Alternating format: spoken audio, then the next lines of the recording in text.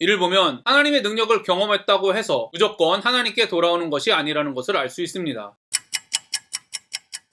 안녕하세요. 바이블 TMI의 마카리오스입니다. 오늘 본문은 열왕기하 1장 1절부터 8절입니다. 오늘 말씀은 아하시아가 자신의 병 때문에 바알세붑에게 신하들을 보내는 이야기입니다. 오늘 말씀을 통해 사람이 어떤 존재인지, 문제에 대처하는 방법, 하나님과 인격적 만남에 대해 깊이 성찰하는 시간이 되기를 바랍니다. 아합이 죽은 후에 모압이 이스라엘을 배반하였더라. 아합이 죽은 후에 모압이 이스라엘을 배반했다는 사실은 주변 나라에 영향력을 끼치지 못할 정도로 아하시아의 이스라엘이 힘이 많이 약해졌다는 것을 보여주고 있습니다. 이스라엘과 모압뿐 아니라 역사를 보면 상황이 바뀌면 언제든 바뀔 수 있는 것이 인간들의 동맹이라는 것을 알 수 있습니다. 현대사회는 예전에 비해 더 필요에 의해 맺어지는 관계인 것 같습니다. 그래서 많은 사람들이 자신이 필요 없어지면 버려질 것이라는 생각 때문에 불안해합니다. 실제로 치열한 경쟁 사회 속에서 뒤떨어지면 많은 사람들이 외면하기도 합니다. 나라 간의 동맹과 마찬가지로 인간관계 역시 상황이 바뀌면 언제든 바뀝니다. 아하시아가 사마리아에 있는 그의 다락 난간에서 떨어져 병들매 사자를 보내며 그들에게 이르되 가서 에그론의 신 바알세붑에게 이 병이 낫겠다 물어보라 하니라. 아하시아의 모습을 보면 인간이 바뀌는 근본적인 이유를 알 수 있습니다. 한 나라의 왕이었던 아하시아는 모압이 배반하는 일보다 자신이 다락 난간에서 떨어져 병이 든 일에 더 큰 관심이 있습니다. 나라의 위기가 아닌 자신의 병 때문에 사자들을 바알세붑으로 보냅니다. 다른 사람의 암보다 자신의 작은 상처를 더 아파하는 것이 타락한 인간의 특징입니다. 다른 사람이 굶어 죽는 일보다 자신이 한 끼 굶는 일이 더 크게 느껴지는 것이 타락한 인간의 특징입니다. 왜냐하면 인간의 타락이 가져온 결과는 하나님 중심이 아니라 자신이 중심으로 생각하는 것이기 때문입니다. 검은 머리 짐승은 거두는 것이 아니다라는 말은 이런 타락한 인간의 특징을 정확하게 보여주는 말입니다. 여러분, 타락한 인간은 믿을 수 있는 존재가 아닙니다. 자신에게 상황이 불리해지면 언제든 변하는 것이 인간입니다. 이 세상에서 믿을 수 있는 존재는 변하지 않는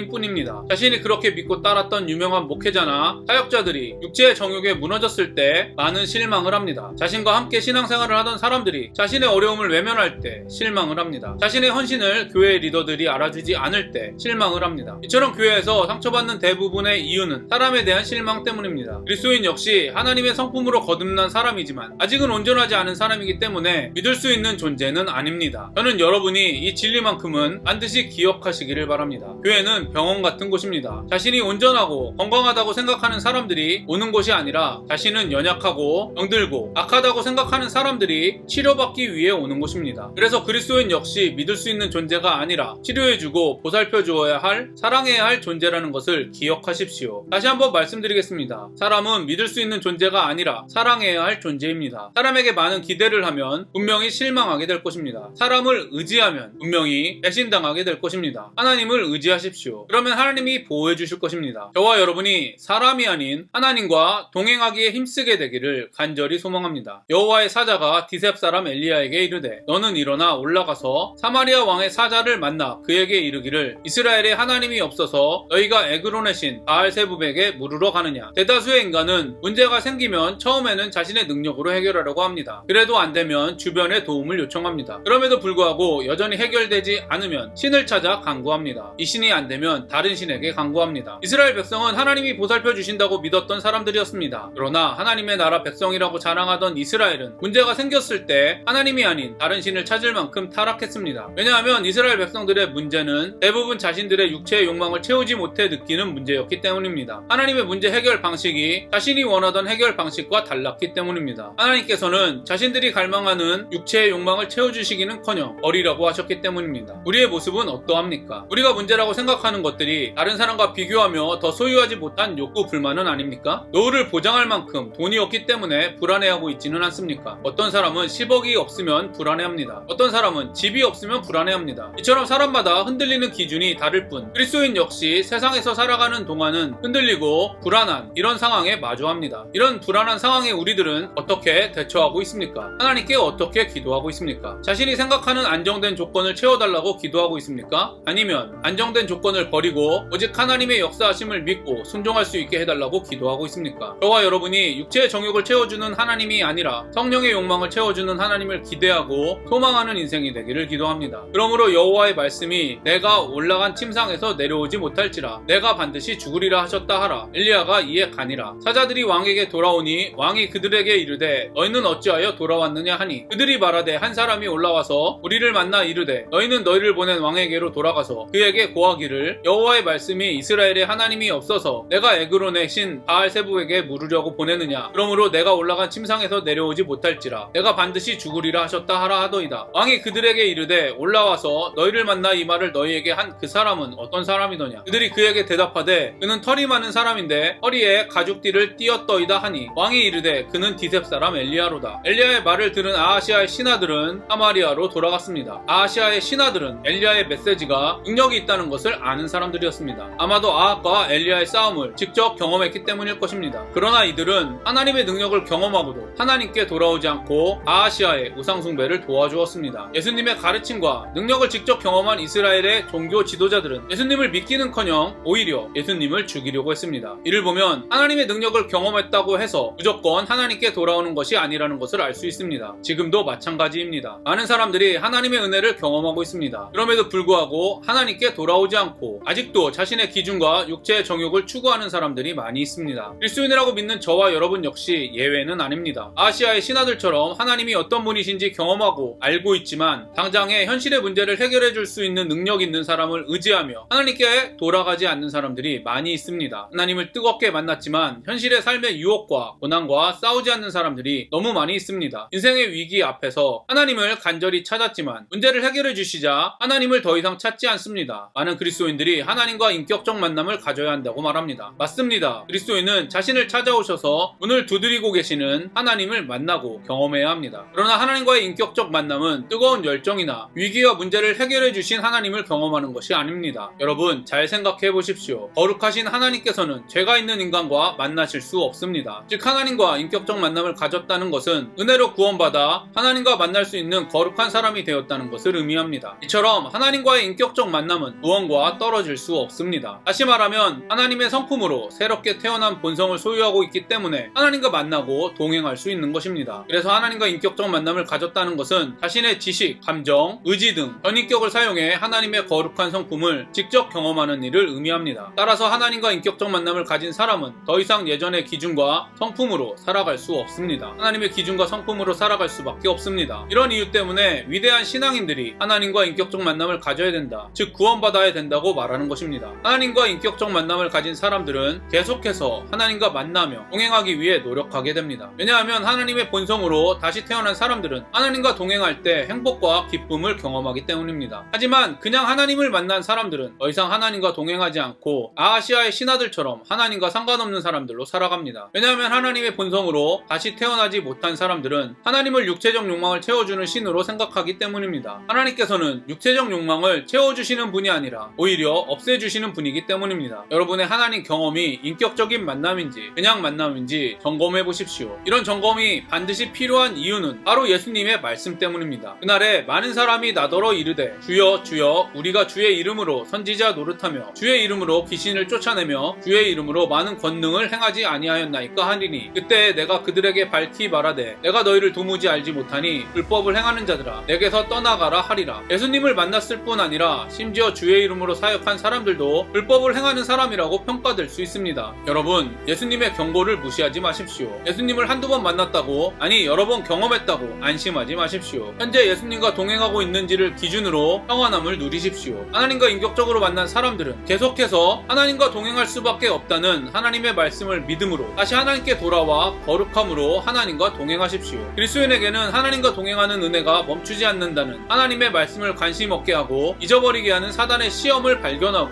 싸우십시오. 저와 여러분이 하나님과 인격적으로 만나고 동행하는 은혜를 경험하는 인생이 되기를 간절히 소망합니다. 제가 오늘 여러분과 적용하고 싶은 부분을 말씀드리겠습니다. 첫 번째, 사람이 믿을 수 있는 존재인지 사랑해야 하는 존재인지 깊이 고민해 보시기를 바랍니다. 두 번째, 해결할 수 없는 인생의 문제 앞에서 어떻게 반응하고 행동하는지 자신의 모습을 살펴보시기를 바랍니다. 세 번째, 하나님과 인격적 만남이 무엇인지 깊이 묵상해 보시기를 바랍니다. 그리고 자신이 하나님과 어떤 관계를 가지고 있는지 점검해 보시기를 바랍니다. 오늘도 행복한 하루가 되시기를 바랍니다.